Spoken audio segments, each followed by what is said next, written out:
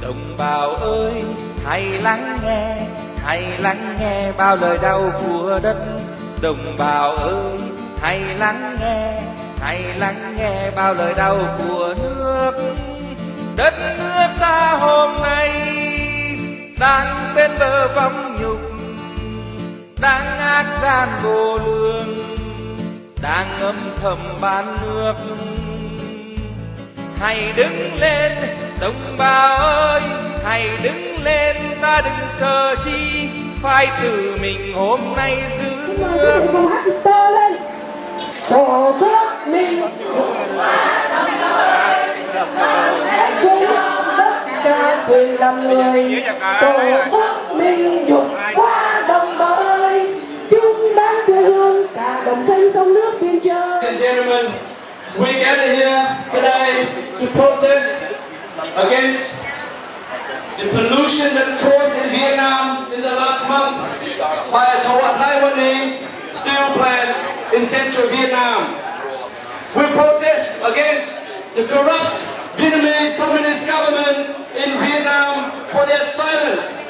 They have been supporting foreign companies like Formosa to build massive steel plants in Vietnam with very bad records in terms of environmental management for such plants. And we are here to protest against the corrupt Vietnamese government in being silent for the last month regarding thousands of tons of fish have been dying at sea and washed onto shore. So we're here today to call for the communists needs to come out. The Vietnamese communists needs to come out. The Vietnamese communists need to come out. Lễ chào quốc kỳ bắt đầu.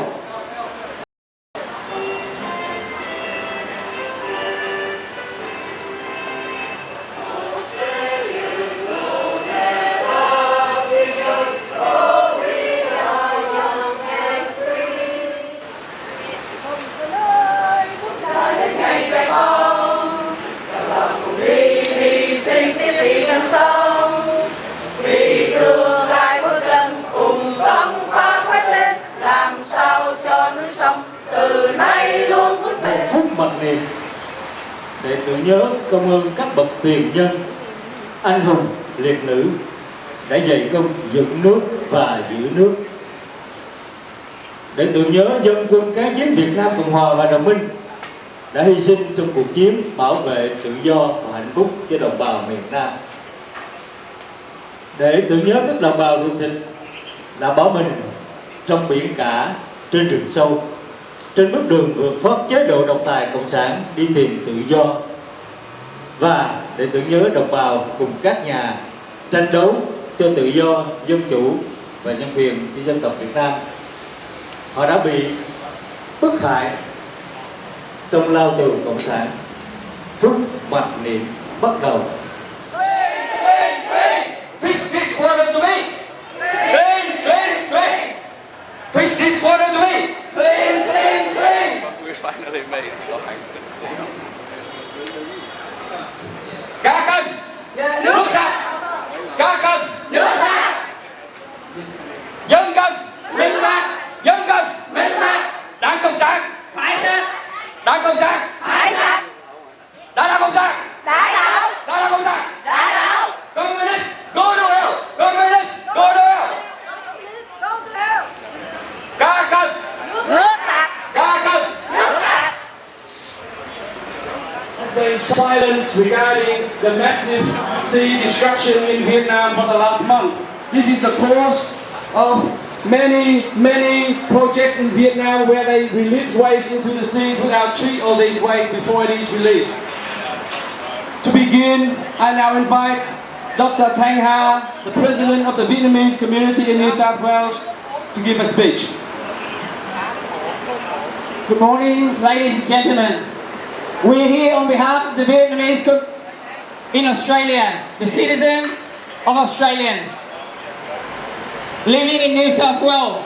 We would like to bring your attention of an important matter that has been and will be very seriously impacting upon our health, the well-being of all Australians living in Australia, and of all Australians travelling or visiting Vietnam in the immediate or in the near future. Since the 6th of April 2016, tons of fish, including rare species, which live far offshore and in the deep sea, have been discovered on beaches along Vietnam's coastal area in the province of Hà Tĩnh, Quang Tri, Quang Binh, and Huế. Countless of dead fish, also leading to countless of dead birds because they're eating up those dead fishes. We're also washing up along the 120 miles or 200 kilometer stretch of Vietnam coastal area. The devastation has become to be aware when the first farmed fish in the area begin to die in great numbers, and then later discover that a huge number of dead fish on beaches and then on the deep floor ocean. In addition to the offshore conflict with the Chinese in the South China Sea, the Vietnamese citizens have now been faced another disaster. Environmental vandalism. We call that it's one of the disasters of the Vietnamese government, and the people in Vietnam have been going out on the street to protest against a Taiwanese company called Formosa, a steel plant which has been pumping tons of untreated wastewater, directly into the sea. And while the government has been reacted slow or has been ignoring, thousands of protesters have took place in Saigon and Hanoi. However, this protester has been reprimanded or detained by the local police because they've been taking the bribe from the company itself. And this is clearly a deliberate act of environmental vandalism. This incident is not a concern only to the Vietnamese citizens in Vietnam, but also a concern to the Vietnamese citizens around the world, as well as the people living in Australia. Because from the fact that we know that 70% from the APS statistics shown that 70% of weight imported Australian consumed seafood are imported from overseas. And where do you think these fishes or this seafood come from? There's also another concern with those dead fish from those contaminated areas will be used as the raw material for local produce as well as the export produce, which we may be using. And one of the famous produce I will call now is the fish sauce. I'm sure you all heard of it. I'm sure many countries in Asia as well as Australia have been importing them and using them. While local fishermen, local people are trying to avoid the use of fish sauce, we are still importing them and we are still using them. While the dead bird has been dying from eating from the dead fish, when is our turn going to be the next person laying dying on the ground because of eating those dead fishes? So we call upon the Australian people as well as the government to stand strong against this imported goods. Although we know that for the fact that 6.6 billion of US dollars are the major export industry from Vietnam. And also there's over 1.5 million of Australian import in terms of money values are from the seafood imported from overseas. We would like to raise this awareness, and as Australians who have strong connection to invest interest in Vietnam, we would like to seek urgent attention on everyone, local government politicians as well as the government, to safeguard it against the safety and the well-being of all Australians, including those in Vietnam at the moment. They will be holding a protest at Saigon and Hanoi tomorrow as well as the following Sunday. And our purpose here is to raise your awareness as well as to send our support to those in Vietnam who's been detained by the oppression of not allowed to protest against their own safety and their own human rights. Whichever it is, we will be affected by these dead fishes. So please, together we will help protect this environment, this planet, because we all belong to one planet, called Earth. Thank you. Thank you, Dr. Phan. Our voices will be heard around the world. We stand shoulder to shoulder to our fellow countrymen in Vietnam. Tomorrow, we walk in three major cities to raise up our voice against the Vietnamese community, against the Chinese community. Communist, go to communist, go to đồng bào trong nước là phải nhân vật chính đứng lên và đòi hỏi quyền Our next speaker is a young speaker, the third generation, chúng ta đến who shall proudly produce Mr. Dolly. quyền có phải Vietnamese coast. Down, down, down. Down with the cowardly prominent Vietnamese government. Down, down, down. Down with the communist Vietnamese government. Down, down, down. Thank you very much.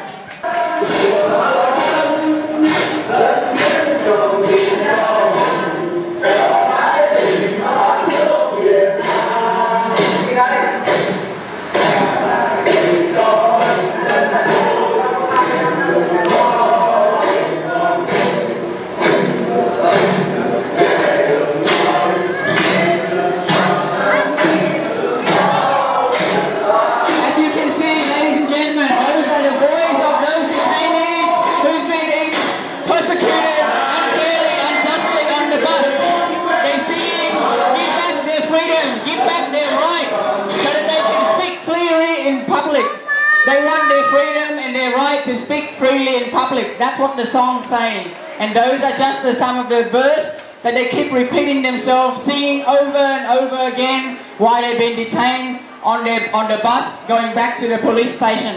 And what did these detainees do?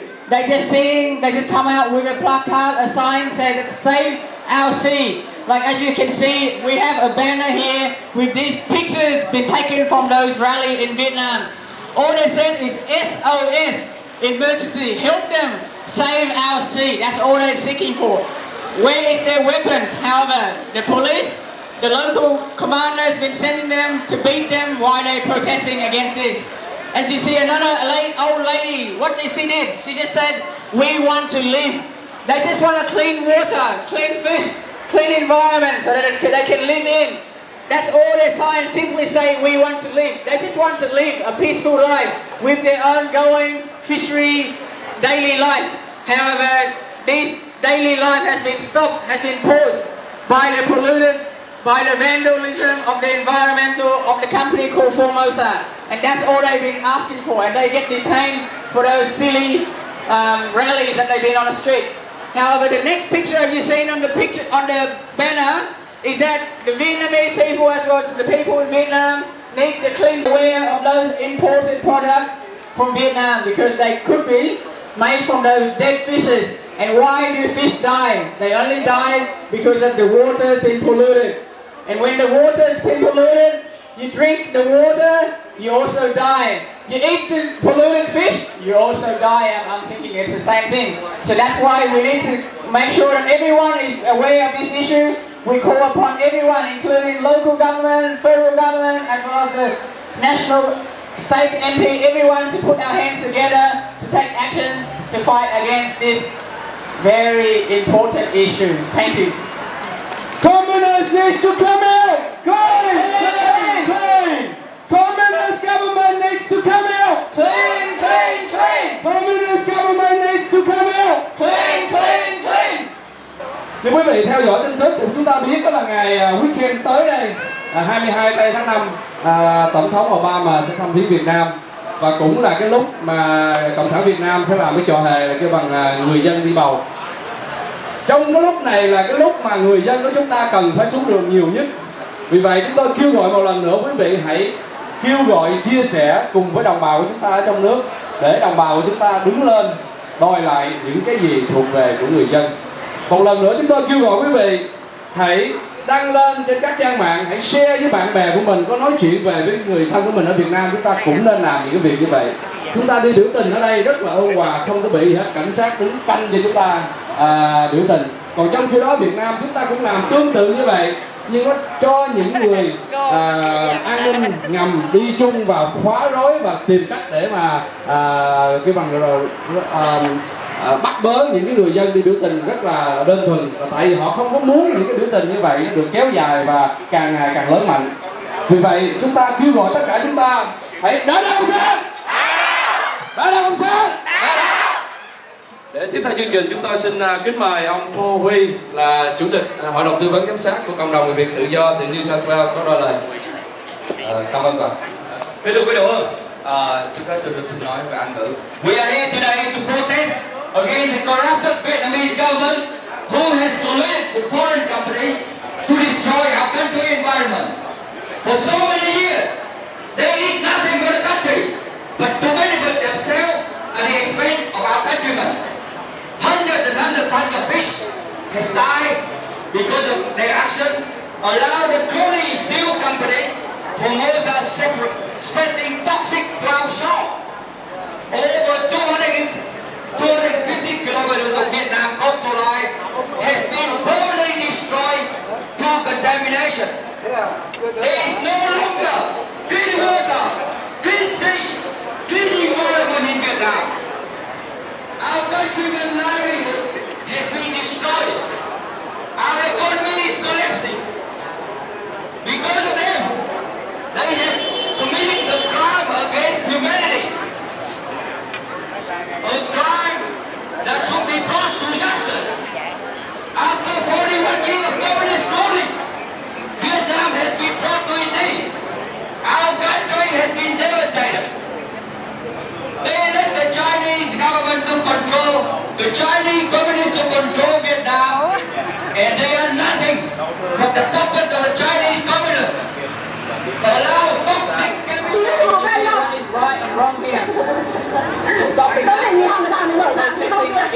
Và mọi người sẽ một con nhỏ. Chúng tôi chỉ đi về thôi. Bây giờ hãy giáo đường cho chúng tôi để chúng tôi đi về.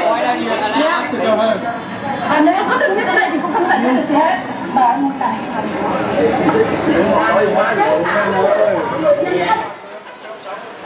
Dạ, kính thưa quý vị, đó là một tiếng nói trong nước, và tiếp theo chúng tôi cũng mới vừa câu được đường dây điện thoại với một người trong nước nữa, đó là cha Lợi từ Huế. Dạ, thưa cha, chúng con đang biểu tình để đồng hành với đồng bào trong nước trước cái thảm họa mà Cộng sản Việt Nam đang gây ra. Xin cha có đôi lời cùng với đồng hương ở đây để nói lên cái sự liên kết của chúng ta để tranh đấu cho đất nước của mình. Xin cha.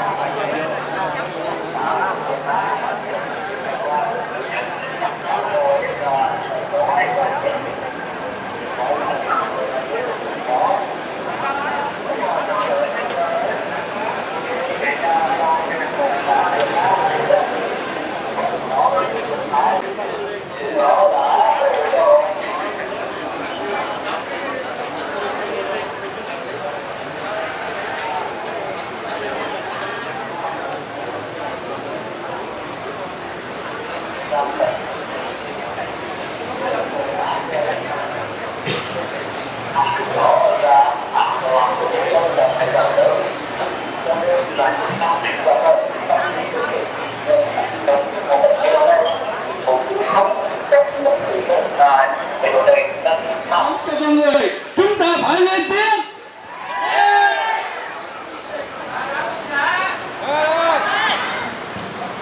Là một người làm việc trong cái lĩnh vực truyền thông, chúng tôi thường có những cái tiếp xúc, thường có những cái tìm hiểu đối với những cái nhu cầu, đối với những cái nguyện vọng của tất cả những cái đồng bào ở trong nước. Chúng tôi thấy rằng là họ đang cần tiếng nói của chúng ta, bởi vì cuộc tranh đấu này không phải là một cuộc tranh đấu riêng lẻ, của từng người, của Hà Nội, của Sài Gòn, của Huế và của tất cả dân tộc của chúng ta. Đất nước chúng ta đang đứng trước một những nguy cơ bị diệt vong, không những là vì nạn ngoại xâm nhưng mà còn sự tàn phá môi trường, cái tội ác đối với con người. Và do đó cái việc the water is polluted, the food is polluted, and most of all, the government is corrupted. So we ask you to consider it carefully. We are here today to support the people of Vietnam, asking the Vietnamese Communist government to take responsibility for their action and the damage, the environmental damage in central Vietnam from the steel plants run by Formosa. We are here today to ask them to speak out. It's a funny thing because Vietnam has over 30,000 of PhD graduates, but it's been over a month and they can't determine the cause of the deaths of the fish and the environmental destructions in central Vietnam. No high government officials have come out to speak about the disaster. The Prime Minister of Vietnam, the President of Vietnam, the General Secretary of the Communist Party of Vietnam, the President of the Parliament of the Communists of Vietnam, they all went diving because they're underwater, they can't say anything. That's how bad it is, ladies and gentlemen. If they do that in Australia, they would be investigated straight away and put to jail. But what happened in Vietnam is the disaster has been happening for 6 weeks. And the Vietnamese, the cowardly Vietnamese government, the communists there, they kept silent. They never had any conclusion, even though they said that there has been an investigation underway. But we do not have any conclusion as yet. And the culprit, the Formosa steel plant management is still there, drinking champagne, eating caviar every day without being punished. And this is a crime. This is destroying our environment. And not only that, millions of people working as fishermen, working in other fishery industry, working in the marketplace, selling fish, the tourism industry, they all... Death of fish is going gradually to Australia because we share the Pacific together. At the moment, I'm telling you, this calamity is reaching the shore of the Philippines. And there are records of that. What are we staying here to watch it until it comes to Australia? No! Vietnamese communists, down, down, down! Down, down, down! Vietnamese communists, down, down, down! Down, down, down! Why do they let that to happen? Because they cling to the power and they want to stay in power. We want a democratic government in Vietnam, like having here in Australia with the federation, with the federal election coming soon. So we need democracy. That's why we are always fighting for democracy. And now, the lack of democracy in Vietnam have come to the table of each family at mealtime with no fish, no safe food for the children to eat and grow up. What the next generation will become? We don't have fish to eat because it's all die of contamination. And the government is turning a blind eye to that. Please, everybody sign this petition that is given to you today. This petition is from the citizen of Australia telling the Prime Minister, Michael Tobin, to have an action. This is the voice of the constituent in Australia. He will have the vote if he helps the Vietnamese people to get a life. So simple is that. If you have signed other petition, it may come from overseas, from the US. It's not coming from the Australians. So please sign them all and distribute to your... Thôi thúc tiếng tương lai đã vô vang một lời, trả biển xanh cho tôi, trả biển xanh cho tôi, trả biển xanh cho dân. Vì tuổi thơ con tôi, vì tuổi xuân con anh, hay vì một dân tộc đứng trước nạn diệt vong. Giữa muôn dung rào cản, không giấu mặt làm ngơ, vẫn hô vang một lời, trả biển xanh cho tôi. Tiếng chân nào rầm rập, tiếng gầm loài thú hoang, hạt đã vung tay nện đập, người mẹ ngã xuống đường. Trả biển xanh cho tôi, trả biển xanh cho dân, vì Việt Nam tương lai, mẹ Việt Nam đau thương. Vết máu nào trên mặt lăn trọn một lời kinh.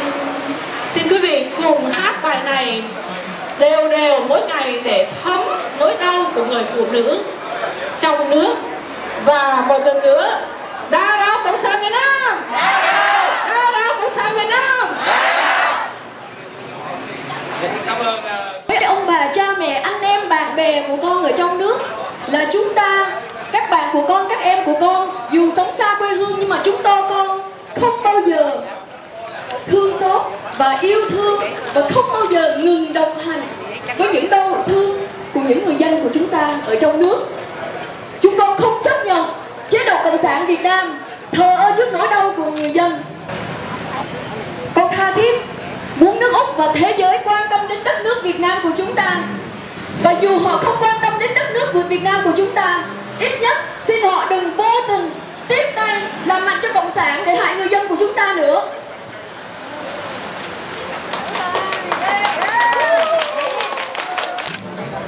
Bây giờ con xin có đôi lời bằng tiếng Anh. Dear brothers and sisters, as we all here know, the Formosa's water disasters poses a huge threat to the entire central region from the marine life to people and business in Vietnam. This is a great example of the deadly combination of greed and power that is the absolute corruption from a multinational corporation to the government level. It demonstrates the powerless government when it comes to regulating foreign companies, but showing no concerns whatsoever for its dying people, the environment and the world. Instead of rectifying the situation and empathizing the people, the government applied suppression, silencing acts, brutal, merciless beatings of peaceful protesters, including women and children. The government has violated one of the most fundamental human rights, that is freedom of opinion and expression, as defined by the United Nations Universal Declaration of Human Rights. We cannot let these irresponsible practices and injustice continue. We must unite and make our voice heard to tell the Vietnamese government that what they are doing to its people, its country and the world is wrong. The cost of reversing our polluted planet are too great to gamble, as the entire human race only have one planet Earth.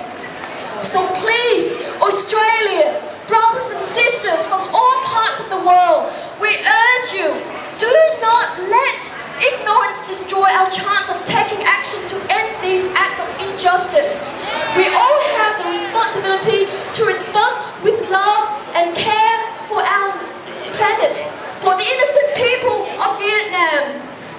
As Martin Jr. Luther King said it best, injustice anywhere is injustice to everywhere.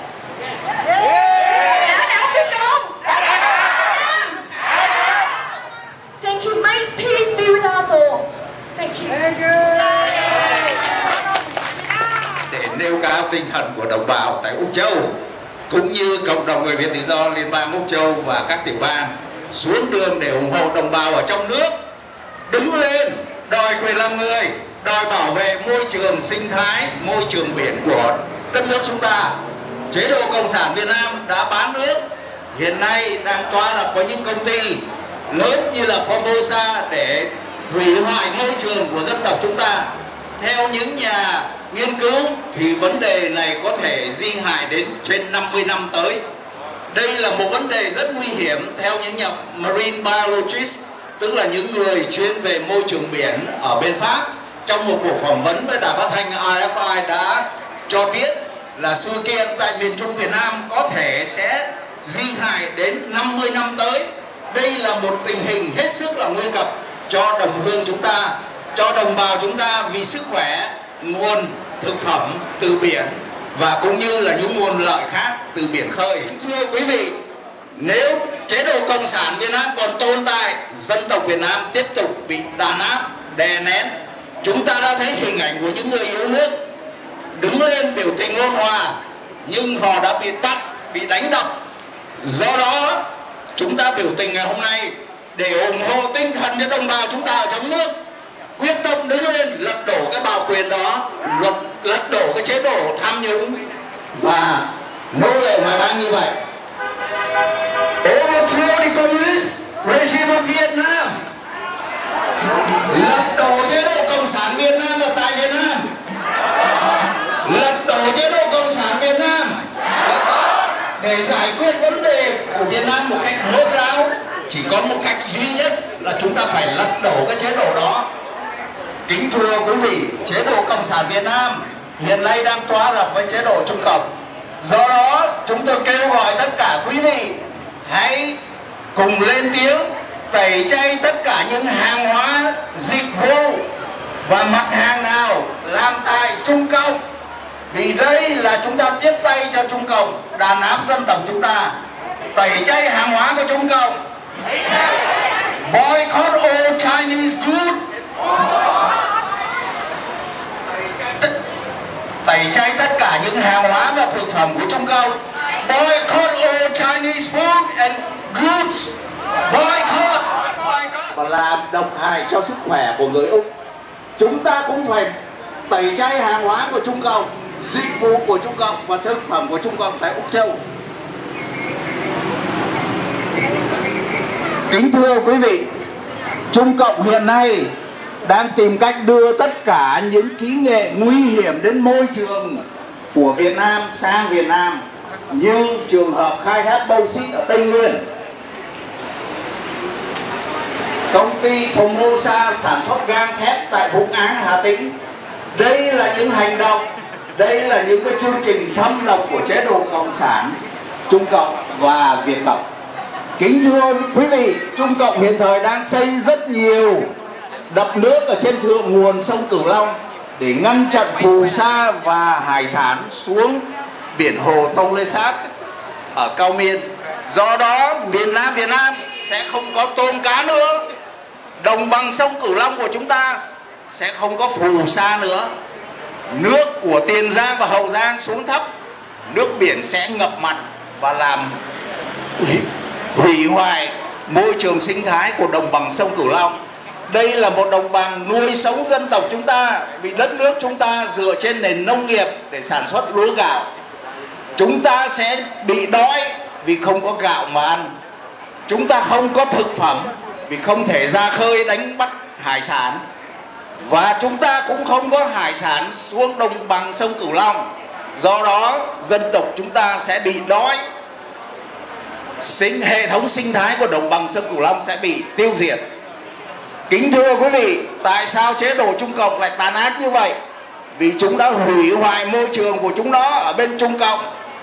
Chúng không còn nước sạch, không còn không khí sạch nữa. Do đó đã ngăn chặn thượng nguồn sông Cửu Long ở trên Bình Nguyên, Tây Tạng và dùng những nước sạch đó để dùng cho dân tộc của môi trường của Việt Nam.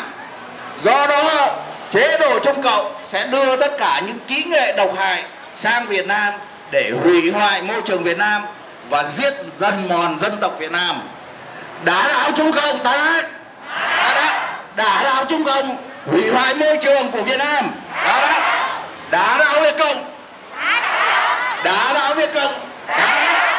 Kính thưa quý vị, chúng ta phải lên tiếng, phải nói với đồng bào ở trong nước cũng như tại hải ngoại, hãy tẩy chay tất cả những dịch vụ hàng hóa thực phẩm của Trung Cộng, vì đây là một cái đòn kinh tế để đánh vào thế giới và giết lần mòn, hủy hoại cái sức khỏe của những người tiêu thụ. Tư vấn giám sát và toàn thể quý vị, các chiến hữu và đặc biệt các bạn trẻ từ phương xa đến đây để tập hợp ngày hôm nay cùng với cộng đồng ở tại New South Wales. Trước khi tôi được xin phép nói chuyện cùng với những người ngoại quốc và đặc biệt là những người địa phương Úc Châu, tôi xin thưa cùng toàn thể quý vị là tối hôm qua vào 1 giờ khuya, khi tôi còn đang làm việc để liên lạc với anh em ở trong nước, thì tôi có nhận được một cái bản tin mà cái câu cuối cùng anh em viết, đã nhờ tôi đến chuyển lại cho quý vị chủ tịch cộng đồng, tư vấn giám sát và tất cả anh chị em ở đây. Cái câu cuối cùng trong bản tin anh em đã gửi cho tôi 1 giờ sáng hôm nay, khi tôi còn đang làm việc liên lạc với anh em để chuẩn bị biểu tình, thì anh em có viết một câu rằng ngày hôm nay cá chết, ngày mai dân chết, ngày hôm nay biển mất, ngày mai nước mất. Đó là cái câu mà tôi đọc xong tôi ngậm ngùi, nhìn ra cứ đêm khuya vắng, và sáng hôm nay tôi đến để thưa lại cùng toàn thể quý vị cái câu kêu gọi của những người dân đau khổ bị đọa đầy ở trong nước là ngày hôm nay cá chết, ngày mai dân sẽ chết, ngày hôm nay biển mất thì ngày mai đất nước sẽ mất đi. Đó là câu kêu gọi, đó là câu tang thương bằng nước mắt từ mẹ Việt Nam của chúng ta. Cho nên ngày hôm nay chúng ta đứng đây cùng toàn thể đồng bào hải ngoại khắp nơi trên thế giới này, giờ phút này tất cả mọi nơi để đồng thanh và đồng hành cùng với dân tộc Việt Nam đứng dậy đòi lại quyền sống cho con người Việt Nam của chúng ta. Ngày hôm nay cá chết, ngày mai dân sẽ chết, ngày hôm nay biển mất.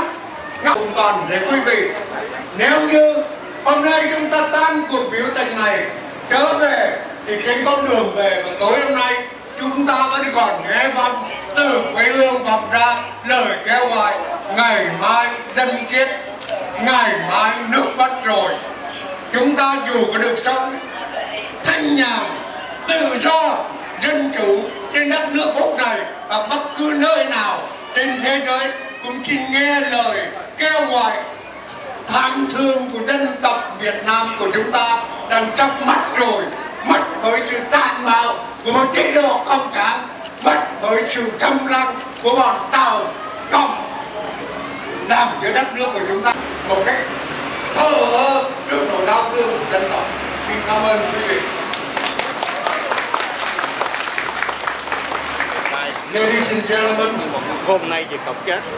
I know that all of you have known the reason why we are present here today. But first of all, I would like to say thank you, Australia, and thank you all the police officers and the security people for giving us the chance to demonstrate against the violations of human rights in our homeland of Vietnam. And we also wish to thank you for your understanding why we keep fighting for the cause of freedom, democracy, and human rights of our homeland. Because we are the victims. We are the living witness of the severe violations of human rights in our homeland. And myself, I'm a living witness. I was detained for over 10 years in isolation confinement. I could not enjoy the sunlight of Australia here. So thank you for sharing us the sunlight of this beautiful country, this peaceful and this free country of yours. Thank you, Australia, and thank you all the officers are here today. And I also wish to thank all the shopkeepers, the owners here, for giving us, the understanding to take your time this morning on your business. But please open your heart and understand why we have to stand here and we are crying for the suffering of our homeland of Vietnam. Today, the Red China is trying to invade Vietnam. And today, the communist regime in Vietnam has violated all kinds of rights of the people. In the water, billions of dead fish. On the land, millions of people are dying. And tomorrow, if the Red China is invading Vietnam, the whole country of Vietnam will be dead. So that's why we have to stand up to raise our voice and ask all the communist people here upstairs to come down and talk to us. But no, they dare not to come down because they are the mouse, they are the bait, they are afraid of the sunlight. We wish them to understand why we are here. We do not come here to do anything against the law. We do not come here to violate the law. We are law-abiding citizens, but also we have the freedom to express our feelings of the free people. So please understand what I'm talking. Please save our country before it is too late, because we have our homeland back home where millions of people are suffering. Today, the fish are dying. Tomorrow, other people will die. And we will lose again our country, our Vietnam. Thank you.